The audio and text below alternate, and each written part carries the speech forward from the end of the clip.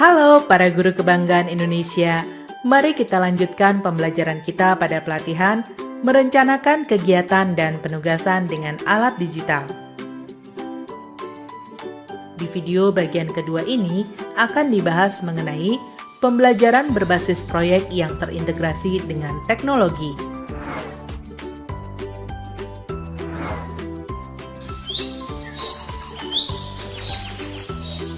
Pak Ali ingin memberikan pengalaman belajar secara real kepada siswa.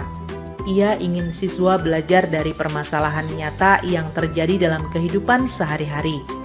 Maka dari itu, Pak Ali akan menerapkan metode Project-Based Learning atau pembelajaran berbasis proyek.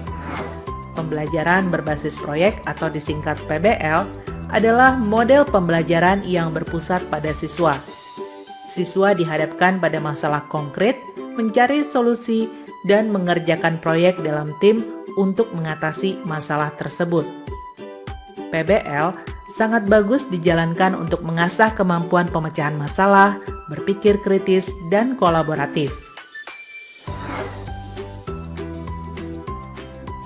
Ada 6 langkah pelaksanaan pembelajaran berbasis proyek.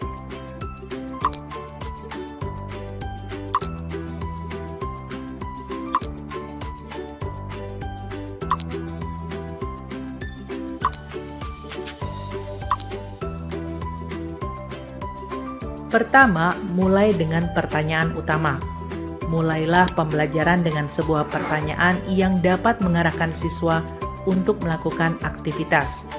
Topik yang diambil biasanya sesuai dengan realita di dunia nyata.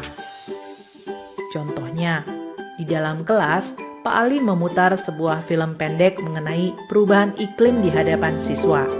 Siswa diperlihatkan bagaimana bumi telah memburuk dari hari ke hari dan berdampak terhadap kehidupan manusia.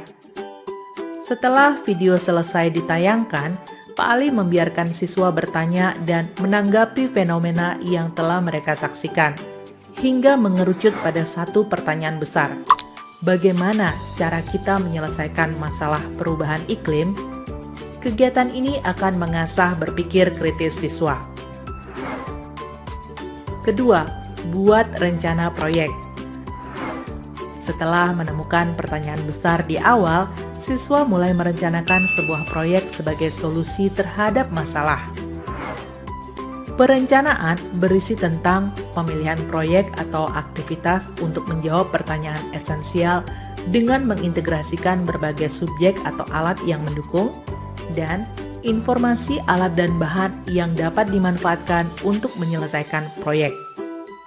Contohnya, di dalam kelas, Pak Ali membagi siswa ke dalam beberapa kelompok. Setiap kelompok diminta untuk mendiskusikan aktivitas yang dilakukan untuk menyelesaikan masalah perubahan iklim. Misalnya, satu kelompok membuat proyek kampanye perubahan iklim dengan memanfaatkan media sosial. Alat dan bahan yang diperlukan ialah karton dan spidol untuk menulis kampanye, kamera smartphone atau ponsel pintar untuk memotret siswa dengan bahan kampanye, serta media sosial Facebook dan Instagram untuk mengunggah kampanye. Langkah yang ketiga ialah membuat jadwal pelaksanaan. Guru dan siswa secara kolaboratif menyusun jadwal aktivitas dalam menyelesaikan proyek.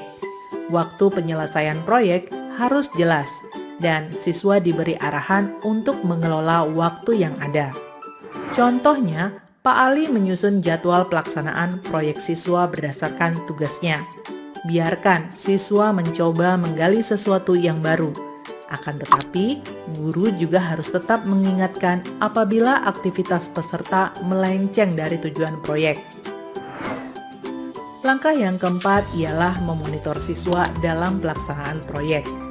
Guru memonitor aktivitas siswa selama menyelesaikan proyek. Guru juga mengajarkan siswa bagaimana bekerja dalam sebuah kelompok. Setiap peserta didik dapat memilih perannya masing-masing dengan tidak mengesampingkan kepentingan kelompok. Contohnya, untuk aktivitas daur ulang sampah, Pak Ali memonitor siswa untuk mengumpulkan sampah plastik dan kertas di rumah masing-masing. Lalu, setelah terkumpul, barulah siswa bersama-sama membuat produk dari sampah yang telah dikumpulkan. Ada siswa yang bertugas menggunting, mendokumentasikan kegiatan, dan mengerjakan kerajinan tangan. Siswa dapat melihat petunjuk pembuatan daur ulang melalui video YouTube. Langkah kelima ialah mengukur hasil proyek. Setelah produk dibuat, dilakukan penilaian untuk mengevaluasi kemajuan masing-masing siswa. Penilaian produk dilakukan saat masing-masing kelompok mempresentasikan produknya di depan kelompok lain secara bergantian. Lalu, guru memberi umpan balik tentang tingkat pemahaman yang sudah dicapai oleh siswa serta membantu siswa menyusun strategi pembelajaran berikutnya. Contohnya, setelah proyek selesai dikerjakan oleh siswa, kedua kelompok mempresentasikan hasil proyek di depan kelas. Kelompok 1 memperlihatkan kampanye perubahan iklim yang telah diunggah di Instagram. Sedangkan kelompok 2 mempresentasikan hasil daur ulang sampah. Pak Ali dan siswa lain turut mengapresiasi proyek yang telah dibuat siswa. Langkah terakhir ialah mengevaluasi keseluruhan pengalaman. Pada akhir proses pembelajaran, guru dan para siswa melakukan refleksi terhadap aktivitas dan hasil proyek yang sudah dijalankan. Proses refleksi dilakukan secara individu dan berkelompok.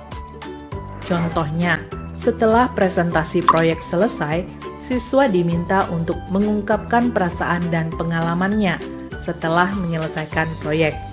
Apa-apa saja kendala yang ditemukan saat mengerjakan proyek. Nah, itulah salah satu contoh penerapan pembelajaran berbasis proyek yang terintegrasi dengan teknologi.